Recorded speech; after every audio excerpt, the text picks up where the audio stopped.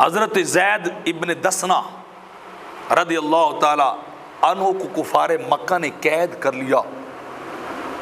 جب قید کیا تو اعلان ہو گیا کہ فلاں دن زید کو تختہ دار پہ لٹکایا جائے گا، آؤ جس نے تماشا دیکھنا ہو، جس نے ایک عاشق کی قربانی اور پھانسی دیکھنی ہو وہ نکل کے باہر آ جائے۔ آج پورا مکہ دیکھنے والا ہوگا محمد عربی کو تختہ دار پہ لٹکایا جا رہا ہے، اسے سولی پہ چڑھایا جا رہا ہے۔ آج جس نے ان کی عشق کی قربانی کو دیکھنا ہو نا زید بن دسنہ کی، وہ نکل کے باہر آ جائے۔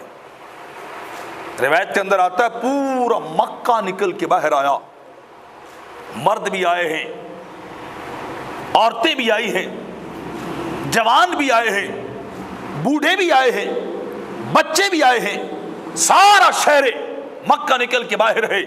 اور کیا دیکھنے آئے ہیں؟ محمد عربی کا عشق دیکھنے آئے ہیں، محمد عربی کے غلام کا عشق و محبت دیکھنے آئے ہیں، ان کی ثابت قدمی دیکھنے آئے ہیں۔ ایک تن تنہا زید بن دسنہ ہیں اور انہیں بیڑیاں پہنا کر ہتھ کڑیاں لگا کر جب لے جا رہے تھے نا تختہ دار کی طرف، اس پھندے کی طرف، تو وہاں ابو سفیان کھڑا تھا، کافر تھا اس وقت، مکہ کا سردار کھڑا۔ اس نے کہا او زید، میں تجھے اللہ کی قسم دے کے پوچھتا ہوں۔ تو آپ نے فرمایا پوچھ، کیا پوچھتے ہو؟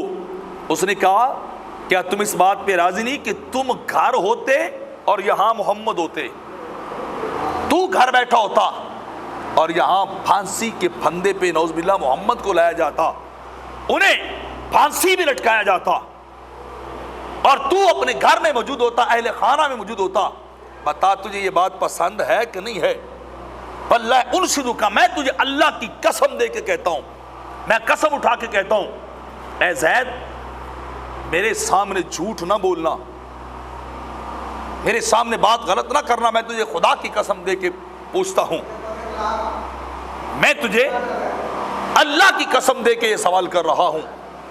تو حضرت زید بن دسنہ رضی اللہ تعالیٰ عنہ رکے اور کہا اللہ کی قسم، ہائے ہائے ہائے، کیا کہا؟ اللہ کی، ادھر توجہ میری جانب کیجیے، زید بن دسنہ نے کہا اللہ کی قسم، تو کہتا ہے نا کہ میں گھر میں ہوتا، محمد یہاں ہوتے، محمد میری جگہ پہ ہوتے، اللہ کی قسم وہ اپنے بستر پہ تشریف فرما ہو اور انہیں کانٹا چبھ جائے، یہ عاشقوں سے کبھی برداشت نہیں ہوا کرتا۔ جب زید ابن دسنہ رضی اللہ تعالی عنہ کا یہ مکالمہ ہوا ابو سفیان سے اور اتنی بات کی، تو آپ پھر پھانسی کے پھندے کی طرف چل پڑے، پھر آگے کی طرف چلے، اور اس وقت جو کلمات اور بات کی تھی نا ابو سفیان نے، وہ آج تک رقم ہے۔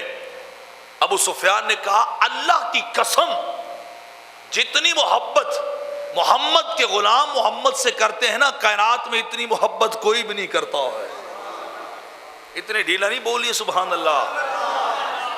تصور میں لائیے، سامنے پھانسی کا پھندا ہو اور بندے کو پتا ہے کہ مجھے مار دیا جائے گا، مجھے لٹکا دیا جائے گا، میری جان لے لی جائے گی، یہ میری جان کے دشمن ہیں، میری جان کے در پہ ہیں، موت سامنے نظر آ رہی ہے، موت سامنے موجود نظر آ رہی پھانسی کے پھندے کی صورت میں۔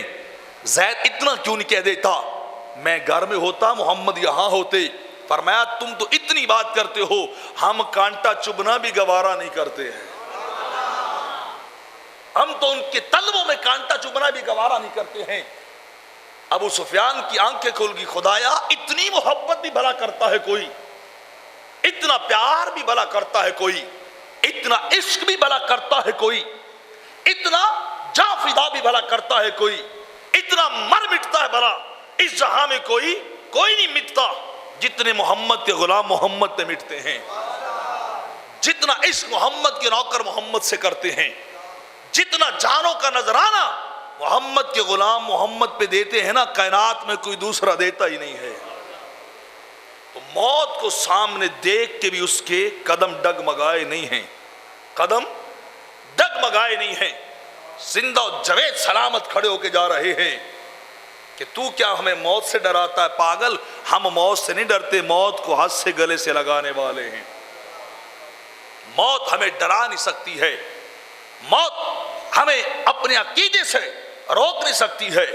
موت سے تو اسے ڈرنا چاہیے نا جسے دنیا پیاری ہو۔ پگلے، ہمیں دنیا پیاری نہیں، یا خدا پیارا ہے یا مصطفیٰ پیارا ہے، یا خدا پیارا ہے یا مصطفیٰ پیارا ہے۔ جس شان سے کوئی مقتل کو گیا وہ شان سلامت رہتی ہے، جس شان سے کوئی مقتل کو گیا وہ شان سلامت رہتی ہے۔ فرمایا جس انداز سے جو بندہ مقتل کو گیا تھا نا پھانسی کے گھاٹ کی طرف، جتنے روب اور دبدبے کے ساتھ گیا تھا، اور وہ انداز قیامت تک سلامت رہے گا کہ محمد عربی کے غلام پھانسی کے پھندوں پہ تو جھولے ہیں لیکن کلمہ کفر نہیں بولا ہے۔